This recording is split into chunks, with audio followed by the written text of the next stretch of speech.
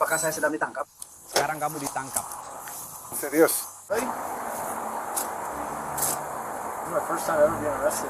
Apakah saya sedang ditangkap? Saya tidak tahu. Serius? Ini pertama kalinya saya ditangkap. Ini adalah kontroversi Lego yang sedang ramai di internet. Tuduhan pencurian, tuduhan masuk tanpa izin, tuduhan pelecehan.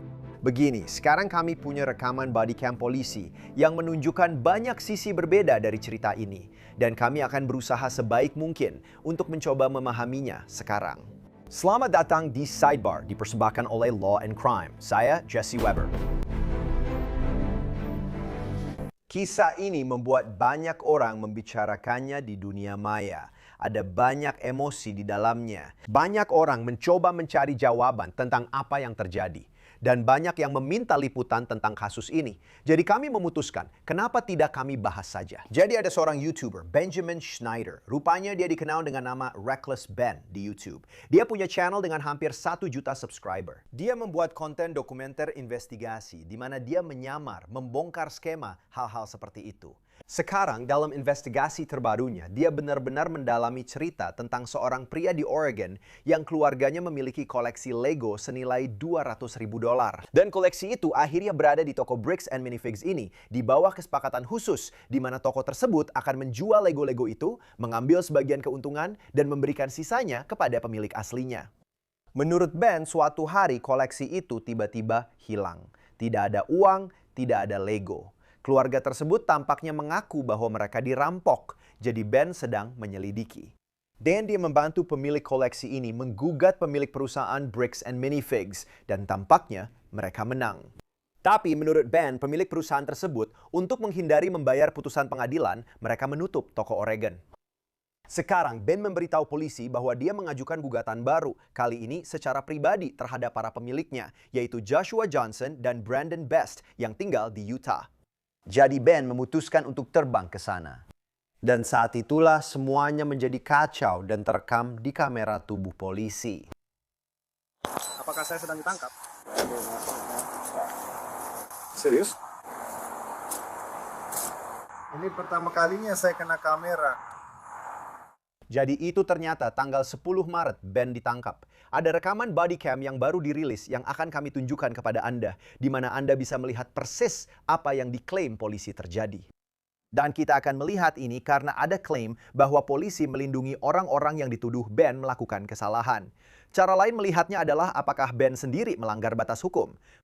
Ngomong-ngomong soal batas, jadi tentang Bricks and Minifigs, pihak pemberi waralaba korporat, penerima waralaba, para eksekutif kabarnya mengajukan gugatan terhadap Schneider, dan juga pria yang mengklaim bahwa toko ini mencuri koleksi Lego miliknya. Mereka mengklaim bahwa para terdakwa membuat konten online untuk kutip, menipu, memanipulasi, mengancam, masuk tanpa izin, memeras, melukai, dan merugikan mereka. Sekarang begini, Ben sebenarnya tidak diam saja soal ini, karena setelah rekaman kamera tubuh dirilis, Ben mengunggah video tanggapannya sendiri. Dan dia sepertinya menyiratkan bahwa apa yang dirilis polisi mungkin sebenarnya tidak menceritakan keseluruhan cerita. Sebagian besar rekaman ini disensor, jadi sekali lagi ada misteri besar tentang apa yang sebenarnya terjadi. Bisakah kita semua bersatu dan meyakinkan Departemen Kepolisian American Fork untuk menghapus sensor pada rekaman ini agar kita bisa mengetahui kebenarannya? Jadi untuk mencari tahu siapa yang benar atau apakah ada yang benar, kita harus kembali ke bagian penting dalam garis waktu ini yang membawa kita pada penangkapan itu. Kita kembali ke 8 Maret 2026, 2 hari sebelum apa yang baru saja kita lihat tadi. Joshua Johnson menelpon kepolisian American Fork dan dia mengatakan bahwa ada orang mencurigakan yang baru saja muncul di rumahnya.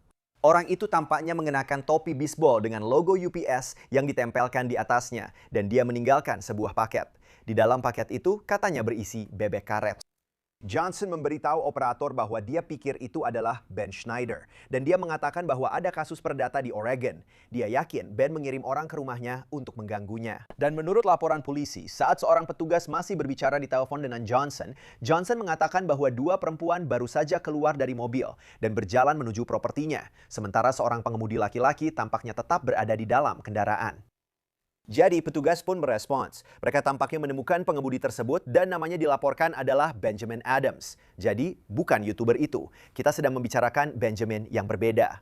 Naaman Adams tampaknya atau dilaporkan mengatakan kepada polisi bahwa dia ada di sana untuk menjemput seorang teman untuk kencan.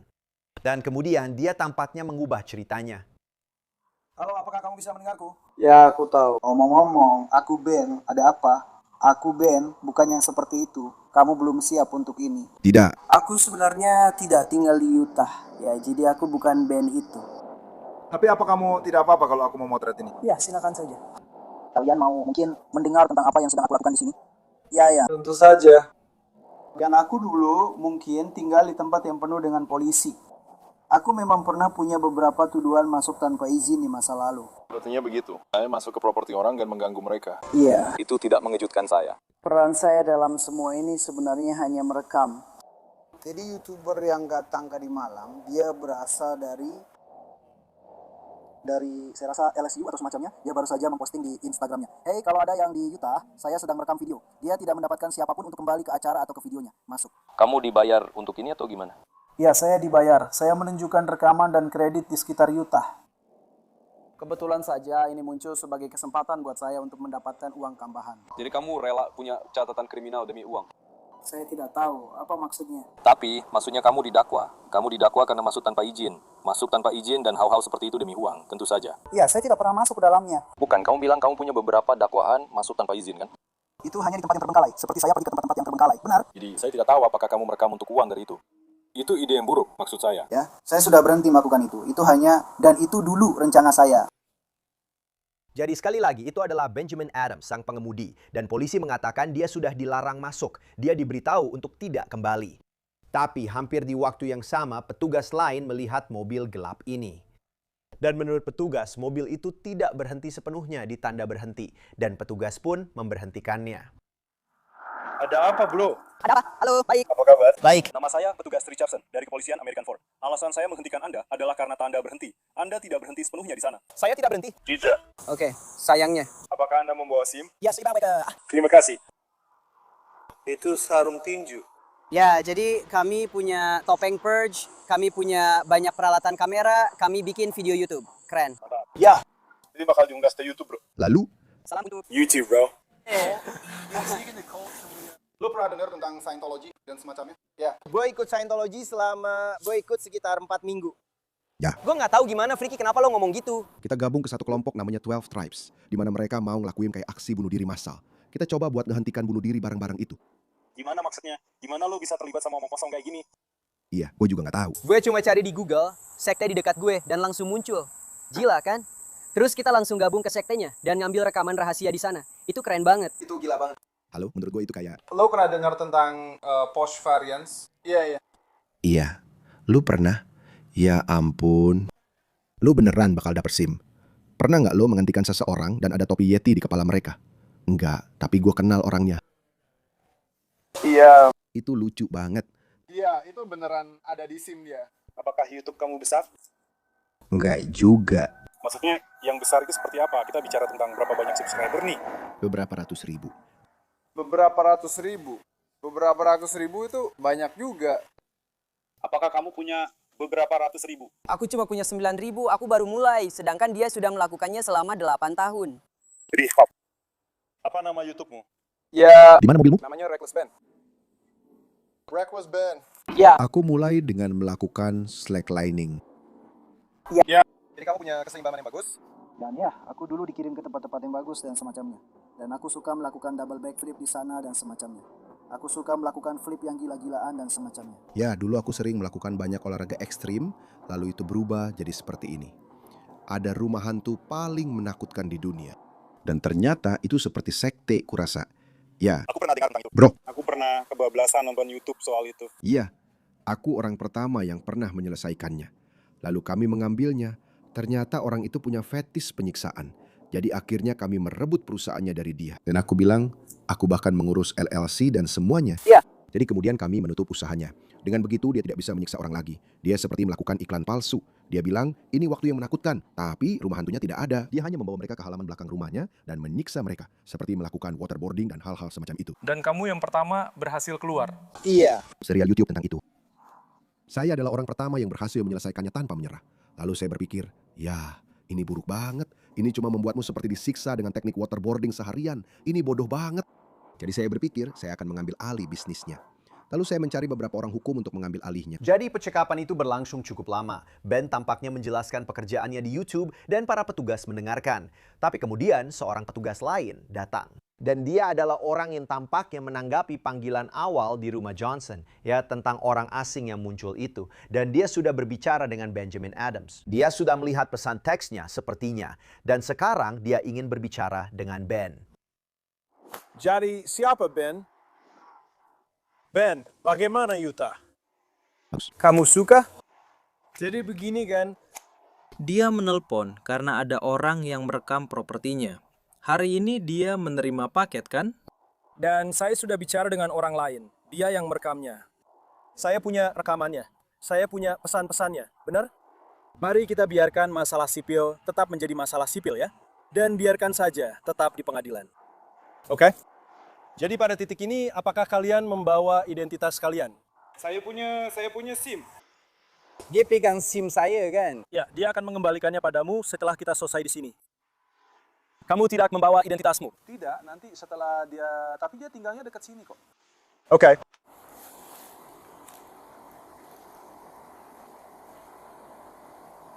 Oke, siapa nama dan tanggal lahirmu? Saya punya foto KTP saya. Itu akan sangat membantu. Maaf, saya kira tadi itu orang lain yang duduk di kursi penumpang. Tidak ada. Mengerti? Seorang pria dari California. Jadi dia bilang tentang dua perempuan yang terlibat. Jadi, apakah Anda punya informasi mereka? Jadi masalahnya adalah semua orang hari ini dilarang masuk ke properti itu. Oke, ya kami baru saja bertemu dengan orang-orang itu hari ini. Sekali lagi, itu terjadi pada 8 Maret. Ben dan satu orang lainnya, menurut polisi, dilarang masuk. Mereka kemudian dibebaskan. Keesokan harinya, Johnson kembali menelpon polisi karena kali ini ada seorang pria di depan pintu rumahnya membunyikan bel, mengetuk, dan pria itu dikabarkan mengatakan bahwa dia ada di sana untuk berbicara dengan seseorang yang akan Anda dengar dia sebut sebagai saudara Johnson. Namun ketika petugas tiba, mereka menyadari bahwa ini ternyata adalah seseorang yang secara acak ditemukan Ben di internet. Saya di sini hanya ingin berbicara dengan saudara Johnson. Oke. Saya di lingkungan 2 Agustus. Apa hubungannya? Ada rekaman audio yang beredar, ada seseorang, ada rekaman audio yang beredar di kelompok remaja Putra. Kalau kamu mau, bisa aku putar. Bisa kamu ulangi pelan-pelan, ada apa tadi? Ada rekaman audio yang beredar di grup remaja Putra kita. Iya. Saudara Johnson memanfaatkan beberapa orang seperti bagaimana rumahnya. Jadi orang ini menyumbangkan seluruh tabungan hidupnya dalam bentuk Lego ke Bricks and Minifix. Itu seperti toko barang bekas. Saya sebenarnya datang untuk membicarakan itu dengan mereka. Dan lalu melalui ring doorbell dia bilang akan keluar sebentar lagi. Jadi saya sudah menunggunya. Saya di Mill Creek, Salt Lake. Oke? Dan kamu mengemudi ke sini. Mobilmu yang mana?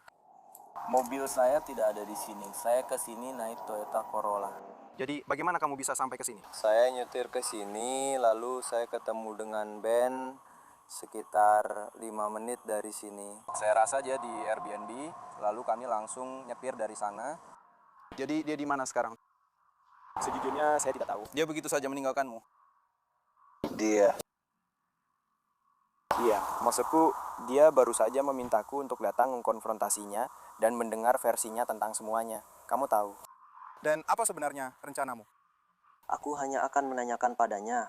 Kau tahu, apakah dia benar-benar mau menyerahkan segalanya seperti yang dia katakan? Karena dia bersumpah atas segala sesuatu yang suci atas nama Tuhan. Dan kalau tidak, aku akan menghadapi uskupnya. Aku tidak tahu soal itu. Oke. Ya, jadi apakah kamu sudah minum hari ini? Karena aku mencium sedikit bau alkohol dari napasmu. Jadi tidak, saya belum pergi ke toko. Sama sekali, saya tidak tahu. Jadi apa yang saya cium sekarang? Baiklah, kamu akan bersama petugas ini dulu ya. Aku akan cek namanya, dia bilang namanya Ben. Ini cuma permainan saja. Saudara Johnson? Oke, aku akan cari tahu apa yang terjadi dengannya. Tetap bersama dia dulu ya. Siapa nama belakang temanmu? Ben Schneider. Ben Schneider, oke. Jadi dia menyuruhmu datang hari ini, benar? Memintamu menjadi penghubung pihak ketiga dengannya. Oke. Jadi kemarin dia masuk tanpa izin ke rumah ini, dia menggunakanmu sebagai konsultan pihak ketiga. Itu membuatmu terlibat dalam masalah yang sama seperti yang dia alami sekarang. Saya tidak tahu kalau dia masuk tanpa izin. Mungkin sebaiknya jangan jadi alat untuk orang lain. Iya, tidak, saya mengerti.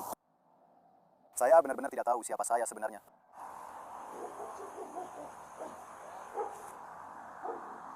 Silakan, lanjutkan.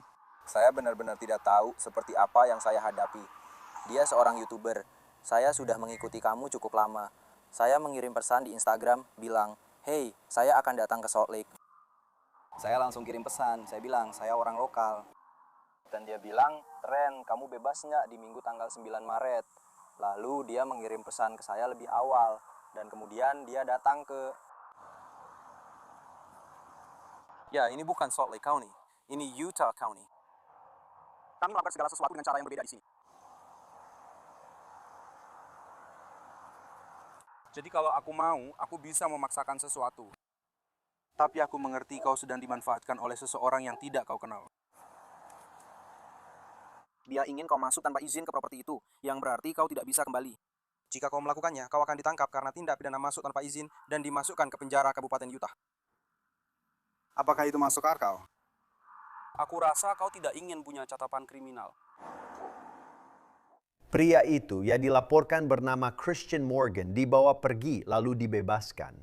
Tapi saat dia berjalan pergi, para petugas mengaku melihatnya langsung menuju mobil hitam yang terparkir di ujung jalan dan di dalamnya ada 2 orang. Dilaporkan salah satu dari orang itu baru saja mereka tangkap karena masuk tanpa izin sebelumnya. Dan ya, menurut laporan, Ben Schneider. Jadi kemudian seorang petugas melacak Schneider dan menghentikannya di dalam kendaraannya. Siapa namamu? Apakah kamu Ben? Silakan turunkan jendela ini untuk saya, bisa. Apa nama belakangmu, Ben? Schneider? Schneider, oke. Apa yang akan kita lakukan, teman-teman? Kami hanya akan jalan-jalan naik mobil. Sebenarnya saya tinggal di daerah sini. Iya, saya akan tanya lagi karena saya bukan orang bodoh. Kenapa kita melakukan ini? Kenapa? Kenapa kita mengganggu orang-orang? Baiklah, biar saya lihat KTP Anda. Apakah Anda membawa KTP atau tidak? Baiklah, jadi... Apakah Anda ingin ikut kami ke rumah saya? Rumah saya ada di jalan ini, tidak jauh dari sini. Baiklah. Jadi begini, oke? Jadi kalian semua terlibat. Kalian semua terlibat kemarin dalam sebuah masalah dengan itu.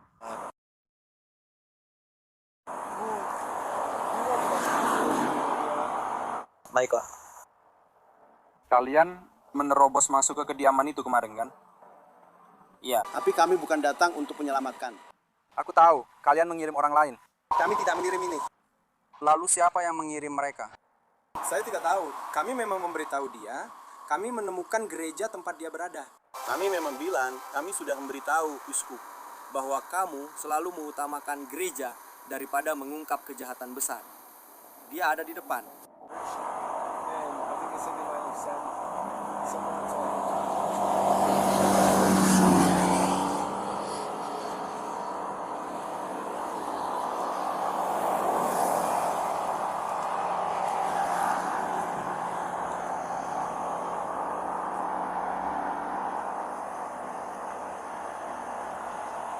Ini 2 orang lainnya yang masuk tanpa izin kemarin.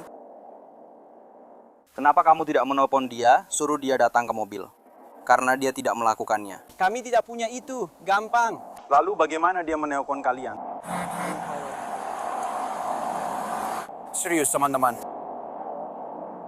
Kita akan pura-pura bodoh. Aku tahu dia menelpon kalian. Aku melihat dia mencoba masuk ke mobil kalian.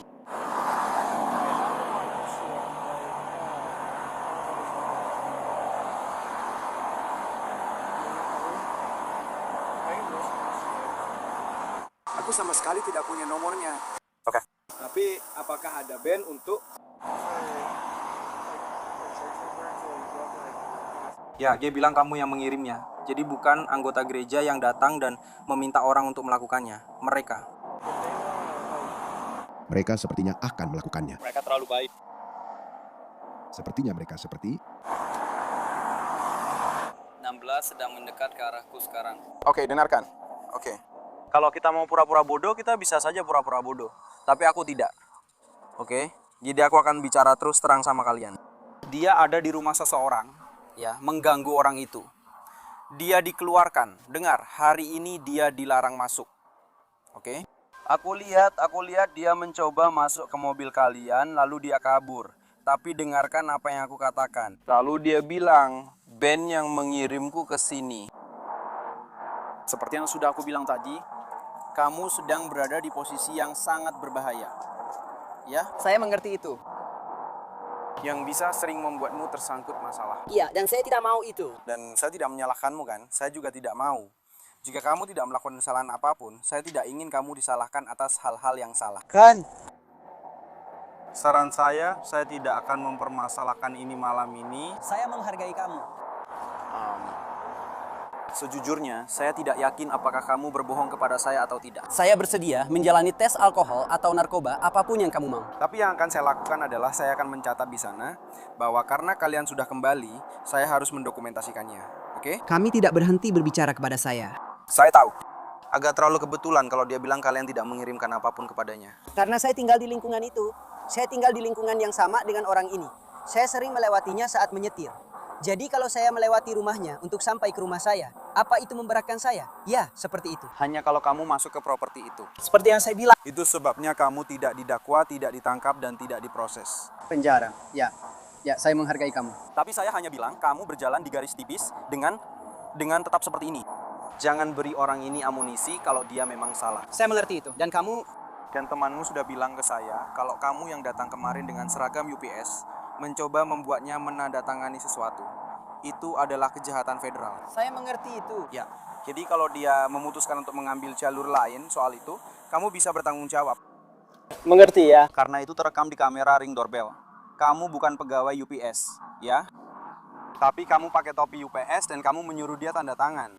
Ya. Kamu tahu maksudku? Aku mengerti itu, ya. Itu adalah kejahatan federal, jadi kami tidak akan mengambil tindakan atas hal itu. Tapi kalau dia memutuskan untuk melaporkannya, atau kantor pos entah bagaimana mengetahuinya, dan mereka melaporkannya, itu akan menjadi masalah besar yang benar-benar akan menyulitkanmu. Saya minta maaf. Jadi jangan biarkan dia memanipulasimu, jangan biarkan siapapun memanipulasimu. Kalau kamu memang tidak akan melakukannya atas kemauanmu sendiri, jangan lakukan itu, mengerti? Saya menghargai kamu, saya menghargai kamu. Sama halnya seperti membawa 3 orang berbeda di mobilmu. Kamu tidak terlalu mengenal mereka. Seperti? Ya, begini, aku merasa aku membuat konten. Jadi itu seperti hanya orang-orang di internet yang juga membuat video bersama. Jadi... Kamu tidak tahu mereka suka apa kan? Ya, tentu saja. Aku tidak tahu apa-apa tentang orang-orang ini saat mereka masuk ke mobilku. Jadi aku harus lebih berhati-hati. Kalau ada apa-apa... Aku tahu kamu bilang kamu sudah kenal Ben. Tapi kalau kamu pergi ke polisi, kamu bilang ada seorang Kristen di mobil. Dan dia bawa sesuatu. Dan itu juga bakal kena kamu kan? Saya mengerti. Saya mengerti kalau kamu sudah mencoba merekam konten. Kamu mencoba menghasilkan uang, melakukan hal seperti itu. Tapi mungkin kamu sebaiknya memilih orang-orang Ben dengan lebih baik. Karena kalau tidak, hal seperti ini bisa terjadi. Benar, saya memang mengerti itu. Ya. Karena kalau kami menemukan barang di mobil dan tidak ada yang bertanggung jawab, kalian semua akan didakwa. Ya, saya mengerti. Apakah itu masuk akal? Jadi saya akan bicara dengannya sebentar, lalu kami akan membiarkan kalian pergi dari sini. Oke, jadi tolong tunggu dulu di sini.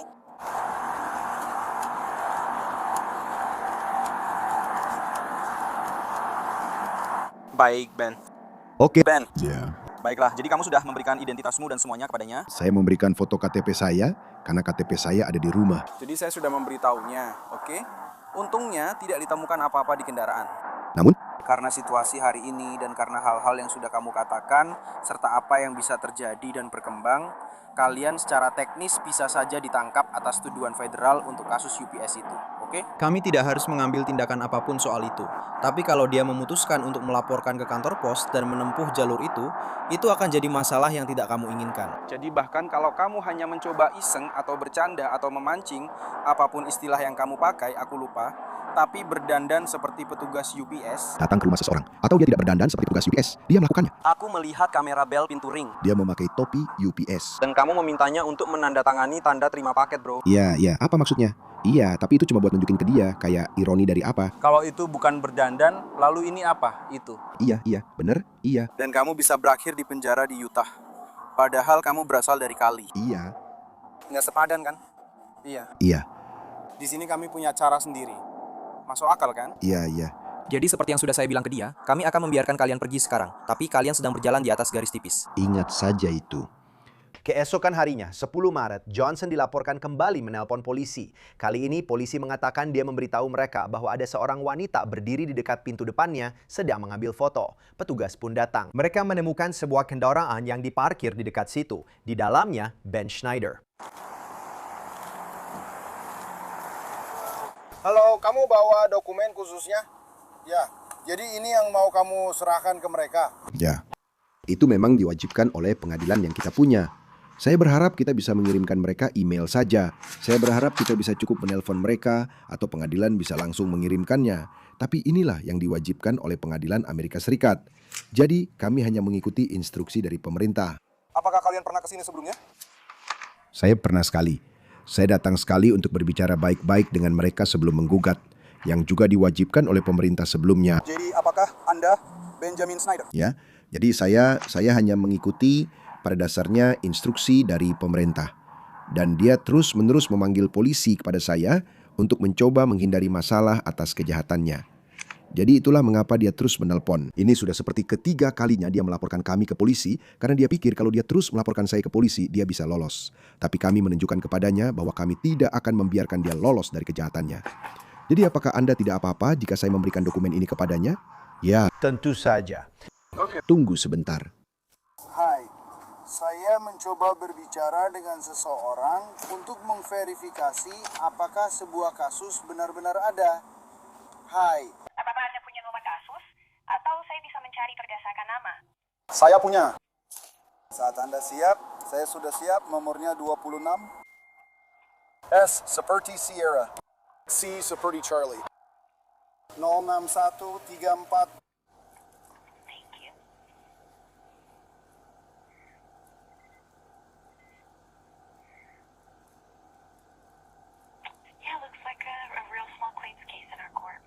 Oke, apakah kamu tahu? Apakah ini sudah masuk ke pengadilan atau apakah kamu boleh memberitahu saya kira-kira sampai di mana kasusnya sekarang? Belum ada tanggal sidang yang ditetapkan dan belum ada sidang dalam kasus ini sampai sekarang. Yang saya lihat hanya klaim yang diajukan. Saya tidak melihat bukti penyampaian dokumen atau apapun. Sidang tidak akan dijadwalkan sampai tergugat mengajukan tanggapan. Oke, jadi tergugat harus menerima surat-suratnya sebelum kasusnya saya kira dimulai. Ya, oke, terima kasih atas bantuan Anda. Itu saja, hari pertama. Terima kasih. Tidak masalah, oke, sampai jumpa. Lalu petugas itu kembali. Dia tidak mau surat itu. Jadi dia tidak mau surat-surat itu. Ini aku kembalikan untukmu. Oke. Dia ingin kamu diberi larangan masuk, oke? Jadi jangan kembali lagi. Tapi dia bahkan tidak masuk ke properti itu sama sekali. Ya, jadi siapa yang masuk ke properti itu? Saya tidak tahu orang ini. Kalian tidak ada yang masuk ke properti itu, setahu saya. Oke, kenapa dia bilang kalian masuk ke properti itu? Karena dia baru saja ditangkap, jadi dia tidak punya apa-apa untuk dilaporkan. Tapi dia memang ingin kalian masuk tanpa izin bagaimanapun juga. Dia tidak butuh alasan kenapa. Jadi bagaimana kita menyampaikan dokumen pengadilan kepadanya sekarang? Kamu harus melalui pengadilan, bro. Kamu harus. Kami sudah melalui pengadilan, dan mereka bilang kami harus menyerahkan langsung kepadanya. Oke, jadi kami punya $200.000 Lego di toko. Oke, dan itu adalah koleksi Lego Star Wars terbesar di dunia. Oke, dan intinya dia menawarkan agar kita bisa menaruh Lego kita di tokonya. Begitu satu terjual, dia mengambil persentase kecil dan sisanya untuk kita. Nah, itu dulu dengan pemilik sebelumnya. Ini agak rumit. Itu dengan pemilik sebelumnya. Dia orang korporat. Dia datang, mengambil alih toko. Dia bilang, aku akan ambil semua barang di sini. Pemiliknya berteriak padanya seperti, kamu nggak bisa mengusirku dari toko. Semua set ini belum dibayar. Tapi dia bilang, aku nggak peduli. Aku tetap ambil semuanya. Boom. Dia mengambil semua set, menjualnya, dan menyimpan semua keuntungannya yang seharusnya jadi milik kita. Jadi kita menuntut dia dan kita menang. Dan mereka harus menutup seluruh toko sampai sidang pengadilan untuk menahan kita. Jadi sekarang satu-satunya pilihan yang tersisa, kita harus menyampaikan dokumen pengadilan kepadanya secara langsung. Karena ini adalah masalah pribadi yang dia lakukan. Jadi sekarang kita menuntut dia secara pribadi. Dan dia melakukan segala cara untuk menghindari tanggung jawab. Jadi menurut laporan polisi, ada juga sebuah tanda dan itu ditempatkan di jalur umum di seberang rumah Johnson. Dan kabarnya tanda itu menunjukkan Johnson memegang uang dengan tulisan, "Saya mencuri tabungan seumur hidup seorang pria yang sekarat." Sekarang, Ben kabarnya mengakui bahwa dialah yang menaruh tanda itu di sana. Saat itulah petugas mengatakan kepadanya bahwa dia sudah agak di ambang batas. Jelas, ini tidak berhasil. Ya, tidak. Ini akan berhasil kalau kita terus melakukannya, ya. Ya. Ini selalu berhasil untuk kita sebelumnya. Jadi Sekarang kamu sedang berada di batas yang bisa disebut penguntitan, oke? tapi kita tidak menguntit. Kita di sini untuk seperti kita melakukan apa yang diperintahkan pengadilan kepada kita. Terlepas dari apakah kamu ingin menyampaikan dokumen pengadilan, jika kamu terus membiarkan orang-orang mendatangi pintunya dan masuk ke tempat tinggalnya, maka kami akan memanggil polisi. Dan membuat dia serta keluarganya merasa tidak aman, kamu sudah berada di batas yang bisa dianggap penguntitan. Ya, tapi menurut hukum, jika orang pada umumnya akan merasa tidak aman karena perilaku kita, jadi menurutku dia merasa tidak aman secara berlebihan. Orang yang wajar tidak akan merasa tidak aman dalam situasi seperti ini. Bagaimana dengan anggota keluarganya, anak-anak? Istri? Anak-anak. Mereka seharusnya tidak merasa tidak aman. Kita di sini untuk urusan bisnis yang sah. Jika dia merasa tidak aman karena kita di sini menyerahkan surat-surat pengadilan, itu urusan dia. Hukum mengatakan itu tanggung jawab dia, bukan kita. Oke, ya, dia dan keluarganya memang merasa tidak aman. Dan itu salah mereka. Itu salah mereka. Kalau kita sudah selesai dengan surat-surat ini, kita tidak akan duduk di sini. Itu salah mereka kalau mereka merasa tidak aman. Terlepas dari apakah kamu harus mengantarkan surat atau tidak, membawa beberapa orang yang baru saja kamu kenal ke sini dan mencoba mengantarkan surat. Untukmu. Ya, aku juga bisa bilang hal yang sama. Aku merasa tidak aman saat mencoba berurusan dengannya dan dia memanggil polisi untuk bersembunyi dariku. Aku merasa tidak aman karena itu, karena kami harus menjalani pemeriksaan mobil selama 3 jam. Kamu bilang kemarin ada heroin di mobil kami. Aku tahu. Kami harus menjalani pemeriksaan mobil selama 3 jam. Itu membuatku merasa tidak aman. Menurutku wajar kalau aku merasa tidak aman. Tidak wajar kalau dia merasa tidak aman. Ya, kamu sendiri yang menempatkan dirimu dalam posisi ini dengan duduk di luar rumahnya. Apa alternatifnya? Dan bertahan? Memasang tanda-tanda seperti itu. Apa alternatifnya? Kamu tidak bisa melakukan itu. Kenapa tidak? Kamu tidak boleh memasang tanda atau foto wajahnya di depan rumahnya dengan informasi seperti itu. Bukankah itu kebebasan berbicara? Bukankah itu disebut aksi protes di lingkungan tempat tinggal? Pelanggaran ringan kelas B. Apakah ini dibayar dari uang sendiri? Oke, sekarang saya hanya berdiri di sini. Apakah Anda membawa senjata atau barang semacam itu? Tidak. Oke, Tuan Ketua, di belakang Anda. Apakah saya sedang ditangkap? Anda sedang ditangkap sekarang karena menguntit. Serius? Ini pertama kalinya saya ditangkap. Apa? Kami mengikuti hukum. Apa? Apakah ada telepon atau barang lain yang ingin Anda bawa? Aku harus pergi, oke? Pergi ambil telepon. Ya, kami akan mengumpulkannya untukmu. Itu tidak akan jadi tanggung jawabmu. Aku tidak tahu di mana aku tadi.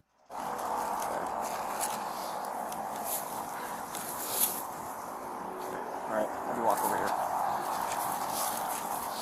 Kalau kalian menangkapku, bukan Jos. Aku tidak tahu.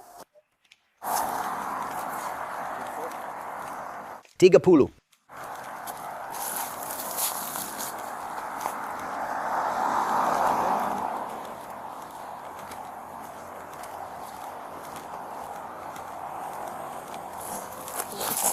Ya. Buka kakimu lebih lebar.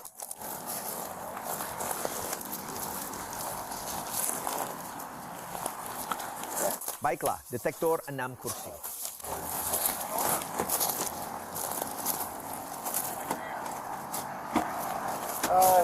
Mereka menangkapku karena orang ini mencuri banyak Lego. Itu tanggal 10 Maret, Ben ternyata ditahan di penjara, lalu dibebaskan. Keesokan harinya, 11 Maret, polisi mengatakan Johnson menelpon lagi. Sekarang ada sekelompok orang yang dikabarkan menggantung pesan yang sama di pagar tetangga. Wajah Johnson, aku mencuri tabungan hidup seorang pria sekarat. Dan salah satu dari mereka, kata mereka, sedang melakukan FaceTime dengan Ben Schneider. Halo. Kalian lagi ngapain?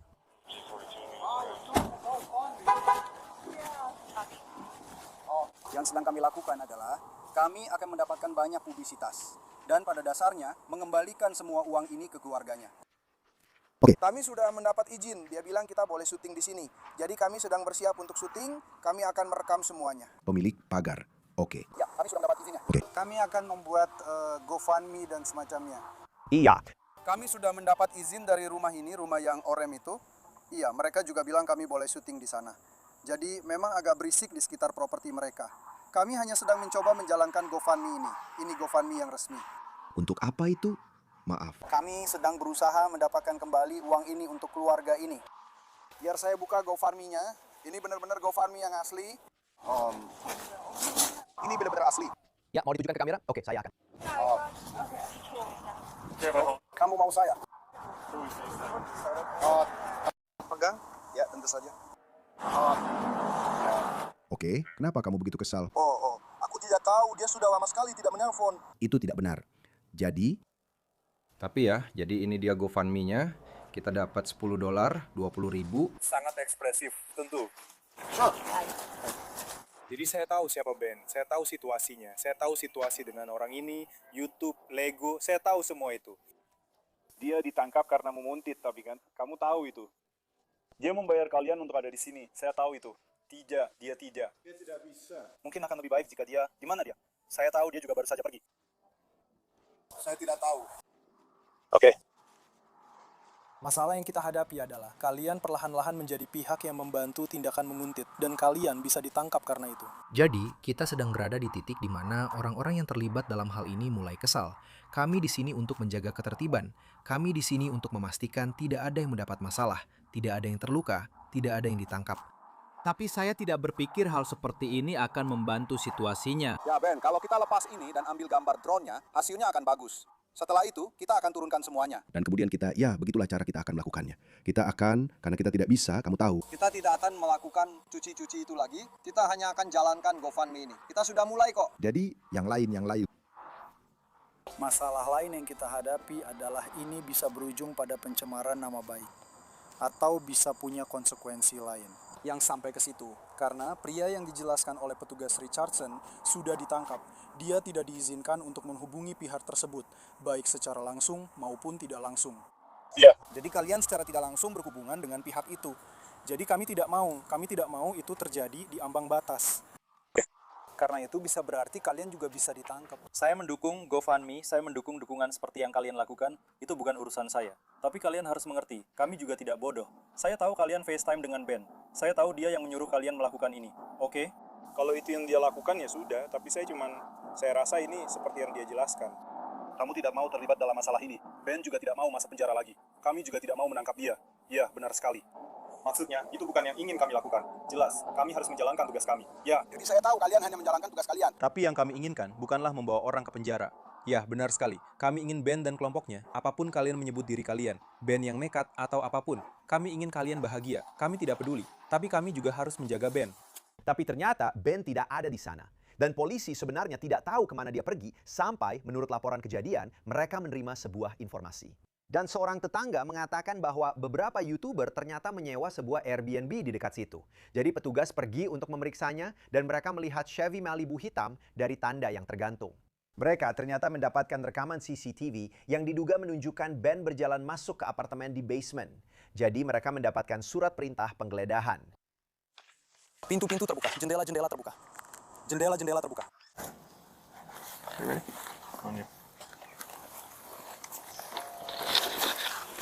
Semua orang keluar. Kepolisian, kami punya surat perintah penggeledahan. Berdiri dan keluar. Sekarang juga, ayo pergi. Keluar. Semua orang keluar. Ayo. Semua keluar. Tidak.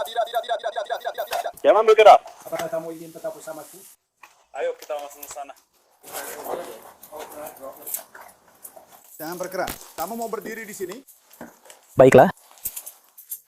Baiklah. Jangan bergerak, tolong. Semua orang hanya penasaran. Lalu mereka membawa Ben untuk diinterogasi lagi. Jadi menurutku itu adalah poin plot yang lucu untuk videonya. Seperti, oke, kalau kita menyampaikan surat pengadilan kepadanya, kita masuk penjara, tahu kan? Jadi jelas kita nggak bisa lewat jalur sipil, karena mereka terus bilang, lakukan secara sipil. Dan jelas, jalur sipil menuntut dia nggak berhasil buat kita. Jadi ayo kita buat GoFundMe. Aku punya banyak pengikut. Aku sangat yakin kalau aku buat GoFundMe, kita bisa dapatkan $200.000, 200.000 hanya dari GoFundMe. Aku sangat yakin kita bisa melakukannya. Tapi aku harus melakukan sesuatu yang lucu. Jadi kami menemukan sebuah rumah yang kemarin kami lihat ada beberapa orang di rumah itu. Yang benar-benar seperti, ya ampun, mereka menangkapmu hanya karena mengantarkan surat pengadilan. Semua tetangga sepertinya mereka mendukung kita tahu. Jadi kami bicara dengan para tetangga tentang hal itu dan mereka bilang, ya, ayo kita buat GoFundMe di sini. Saya kasih izin kamu pasang papan itu di rumah saya tahu. Ini kebebasan berbicara. Kita diizinkan melakukan itu kalau itu di properti pribadi mereka, tahu? Jadi kami berpikir kita akan buat video singkat di mana kita bilang, hey, ayo donasi untuk ini. Dan kita punya papan itu terpasang tahu. Lalu kami berpikir kita akan buat video pendek khusus untuk GoFundMe. Tapi kemudian teman saya ditangkap. Dan dia bahkan bukan, maksud saya baru saja bertemu dia untuk video ini. Dia datang hanya untuk ini. Jadi saya punya tingkatan palsu di Patreon saya, di mana kalau kamu membayar saya 3.000 itu hanya bercanda. Banyak hal yang saya lakukan itu sindiran kalau kamu belum tahu sampai sekarang. Tapi saya memang banyak memasukkan sindiran dalam karya saya. Jadi banyak YouTuber besar yang menurut saya orangnya buruk. Mereka selalu punya tingkatan seperti, kalau kamu bayar saya $1.000, kamu bisa kolaborasi dengan saya. Yang menurut saya itu sangat. Kenapa kamu membiarkan orang membayar untuk bekerja denganmu? Menurut saya itu sangat bodoh. Jadi saya melakukan hal yang sama di Patreon saya, tapi hanya bercanda. Seperti, kalau kamu bayar saya $3.000, kamu bisa muncul di salah satu video saya. Dan saya pikir orang yang ditangkap hari ini, dia itu seperti penggemar terbesar saya tahu. Jadi dia bilang, saya akan bayar itu. Begitu. Dia bilang, kalau saya bayar ini, kamu benar-benar akan buat video dengan saya. Saya bilang, tidak, itu cuma bercanda. Jangan bayar uangnya. Saya akan buat video dengan kamu kok. Siapa peduli? Kamu nggak perlu bayar apa-apa. Jadi saya menerbangkan dia ke sini. Dan begitulah saya bertemu dengannya sebenarnya lewat cara itu. Dan lalu yang mereka bilang, dia agak bersikap kurang sopan ke polisi sepertinya hari ini. Dan itulah kenapa dia ditangkap. Jadi saya nggak tahu apakah itu benar. Saya sebenarnya nggak terlalu kenal dia. Mungkin saja, mungkin memang begitu, saya rasa. Mungkin dia nggak sekooperatif kita-kita yang lain. Maksud saya, semua orang ini cuma orang-orang random yang ada di Airbnb itu. Yang gara-gara itu, kalian habis-habisan menghakimi kami. Maksudnya, mereka semua cuma orang-orang random. Saya baru saja ketemu mereka semua ya beberapa hari yang lalu. Jadi sebenarnya saya yang paling bersalah. Kalau ada yang harus disalahkan, seharusnya saya. Tapi bukan mereka. Oke. Jadi acara hari ini adalah... Apakah itu ide kamu untuk membuat video ini dengan GoFundMe dan semua itu? Atau bagaimana semua itu terjadi? Jadi saya ingin merekam GoFundMe karena intinya begini. Kalau kita buat video tentang hal ini, saya paham bagaimana internet bekerja. Itu pasti akan mengumpulkan uang untuk keluarganya. Dan sebelum kami sempat merekam videonya, polisi langsung datang dan membubarkan semuanya, lalu menangkap. Santai saja. Saya tidak tahu apakah dia memang pantas ditangkap atau mungkin dia membantah. Saya tidak tahu. Saya tidak ada di sana. Saya tidak ada di sana. Tapi ya, karena saya takut kalau saya kembali, mereka akan menangkap saya, jadi saya memilih untuk menjauh. Saya sama sekali tidak terlibat. Tapi rencananya bersama semua orang adalah untuk membuat video ini. Itu hanya untuk membuat sebuah video ya kami ya, untuk tujuan GoFundMe dan kemudian mendapatkan dana. Karena kalau saya cuma bilang seperti, hey, pria ini mencuri legonya, tolong donasi. Tidak ada yang akan peduli. Kamu tahu, jadi kamu harus melakukan sesuatu yang agak lucu untuk itu. Kamu tahu. Dan tujuannya bukan untuk menakut-nakuti Josh. Rasanya para tetangga itu sepertinya memang mendukung kami. Kamu tahu dan rasanya kalau kita melakukannya di rumah tetangga itu bisa jadi viral dan oke. Ya, tapi tujuannya bukan untuk menakut-nakuti Josh. Bukan juga untuk membuat dia takut kurasa. Itu karena aku tahu itu akan jadi viral. Dan itu pada dasarnya akan meledak dan jadi seperti tanda itu lucu. Kamu tahu? Dan kita punya kebebasan berbicara untuk mengatakan itu kan? Dan itu benar. Itu bukan pencemaran nama baik. Maksudku, bahkan kalau itu pencemaran nama baik, dia harus membawa kita ke pengadilan perdata. Tapi itu bukan pencemaran nama baik. Itu memang benar. Seperti itulah yang dia lakukan. Dan aku punya begitu banyak bukti untuk mendukungnya di dokumenter kita. Dan kita punya kebebasan berbicara untuk membiarkan orang itu memasang hal itu di properti mereka. Dan aku pikir kita melakukan hal yang baik dengan membantu keluarga ini mendapatkan uang mereka kembali. Kau tahu? Dan kita seperti. Karena polisi bilang, hey, jangan sampaikan surat pengadilan kepada mereka. Yang pada dasarnya berarti polisi memberitahuku, jangan bawa pria ini ke pengadilan atau kamu akan ditangkap. Jadi aku berpikir, dan kita seperti, ayo kita buat GoFundMe, kau tahu? Dan itulah solusi kita. Mengerti. Dan mereka memproses penahanannya lagi. Jadi rencana kami ke depannya adalah kami akan memprosesmu kembali masuk tahanan, oke? Untuk tambahan tuduhan penguntitan. Jadi seperti ini, kamu diproses masuk tahanan atas tuduhan penguntitan untuk semua hal yang terjadi. Apapun yang terjadi kemarin, benar. Saya tidak benar-benar tahu detail lengkapnya, tapi kamu tadi sudah sedikit menjelaskannya ke saya. Tapi saya tidak tahu detail di balik itu. Tapi kita sedang melihat beberapa hal berbeda yang terjadi hari ini, kan? Kamu menyuruh kru kecilmu kembali ke rumah hari ini, memasang poster itu di depan rumahnya. Dan juga, ya, kamu ada di sekitar sana, kan? Ya, tapi mereka tidak bilang aku nggak boleh kembali ke sana. Mereka nggak bisa bilang aku nggak boleh melakukan itu. Maksudku, aku bukan anak kemarin sore. Benar, tapi kita masih saja melakukan pola-pola seperti ini. Datang ke rumah orang atau dekat rumah mereka, menempelkan poster-poster di depan rumah mereka. Itu masih memenuhi unsur tersebut. Dan banyak hal seperti ini. Kamu mungkin harus menyewa pengacara dan memperjuangkannya di pengadilan pidana. Benar, tapi saya berusaha berprasangka baik dulu padamu, sambil menjelaskan kepadamu tentang posisi kita saat ini, daripada langsung berkata, "Hei, kamu ditangkap karena menguntit." Lalu kamu pasti punya pertanyaan seperti, apa yang sedang terjadi, kan? Jadi saya berusaha berprasangka baik dulu padamu, sambil menjelaskan semuanya kepadamu, benar? Dan hal lainnya adalah pembuatan GoFundMe, kan? Kita menjelek-jelekan orang ini di mana-mana dengan mengatakan, "Hey." Jadi membuat GoFundMe itu ilegal. Iya, dalam konteks penguntitan itu, kan. Kamu menjelek-jelekkan pria ini yang kamu ditangkap karena menguntitnya kemarin, mengatakan bahwa dia begini dan begitu. Ini lagi-lagi merupakan elemen lain dari penguntitan. Dan kemudian, semua hal yang mengarah pada situasi ini. Seperti, tapi apakah ini penguntitan atau bukan, saya rasa kalian harus memperdebatkannya di pengadilan, saya rasa. Ya. Dan kalau saya memperjuangkan di pengadilan, apakah saya akan mendapatkan, entahlah, seperti, saya rasa kamu juga tidak punya jawabannya. Ya sudahlah. Mungkin tidak. Baiklah, saya sedang mencoba, ya. Ya, silakan berdiri. Saya punya petugas di sini yang akan mengambil borgol untukmu. Jadi Ben dilaporkan ditangkap 2 kali. Ada satu insiden ini diduga menguntit dan melakukan aksi protes di lingkungan perumahan. Lalu ada satu lagi, tuduhan menguntit lainnya di hari yang berbeda. Dan dalam pernyataan yang dirilis oleh polisi, Departemen Kepolisian American Fork menanggapi semua kontroversi online yang semakin berkembang seputar kasus ini. Karena tampaknya ada banyak perhatian yang tertuju pada Departemen Kepolisian dan banyak simpati untuk Ben serta orang yang mengaku koleksi Legonya dicuri. Saya mengerti bahwa banyak orang yang mengikuti situasi ini secara online memiliki perasaan yang kuat terkait hal yang mendasarinya. Perselisihan bisnis dari Oregon dan tuduhan bahwa beberapa individu mungkin telah kehilangan sejumlah besar uang. Saya menyadari bahwa orang-orang merasa frustrasi, marah, dan mungkin merasa bahwa keadilan belum ditegakkan terkait tuduhan tersebut. Kekhawatiran tersebut dapat dimengerti. Tanggung jawab kami di Utah bukanlah untuk menentukan siapa yang benar atau salah secara moral dalam perselisihan bisnis yang berasal dari negara bagian lain. Tanggung jawab kami adalah menanggapi perilaku yang dilaporkan di komunitas kami, mengevaluasi fakta yang tersedia bagi petugas kami pada saat itu, dan menegakkan hukum Utah. Karena petugas telah menetapkan adanya dugaan kuat bahwa suatu kejahatan telah terjadi. Fakta bahwa seseorang mungkin merasa dirugikan secara finansial tidak membebaskan siapapun dari hukum yang mengatur pelecehan, pelanggaran, penguntitan, atau perilaku lain di dalam yurisdiksi kami.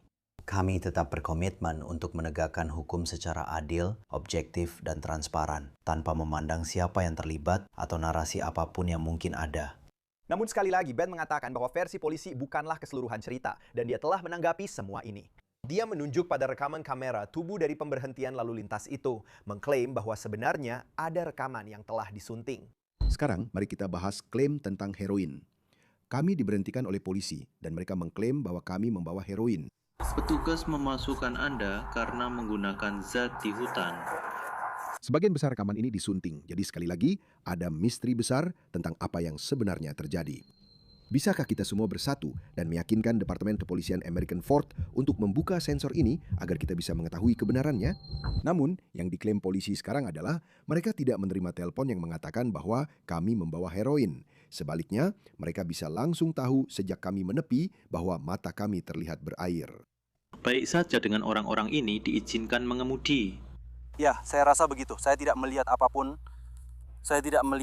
yang jelas pada Tyler yang saya perhatikan. Apa tujuannya? Sekarang. Ya, aku sebenarnya cuma mau menakut-nakuti dia sedikit, lalu membiarkannya pergi. Itu saja yang benar-benar ingin kulakukan. Jadi, Departemen Kepolisian American Fork, kalau aku gurumu, ini PR-mu. Pertama, Pelajari dulu fakta-fakta tentang apa yang sebenarnya terjadi. Kedua, berhenti berbohong tentang fakta-faktanya. Tidak ada yang mempercayainya. Ketiga, buka sensor pada rekaman audio yang membuat polisi terlihat buruk. Sekarang beginilah keadaannya. Jadi polisi tampaknya belum menanggapi klaim Ben. Pertanggal 29 Mei 2026, Departemen Kepolisian American Fork menyatakan tidak ada surat perintah penangkapan aktif untuk Ben Schneider di Utah. Kepala polisi mengatakan mereka saat ini tidak sedang mencari Ben, tapi kami akan terus memantau hal ini dengan cermat dan melihat bagaimana perkembangannya karena kasus ini mendapat banyak perhatian.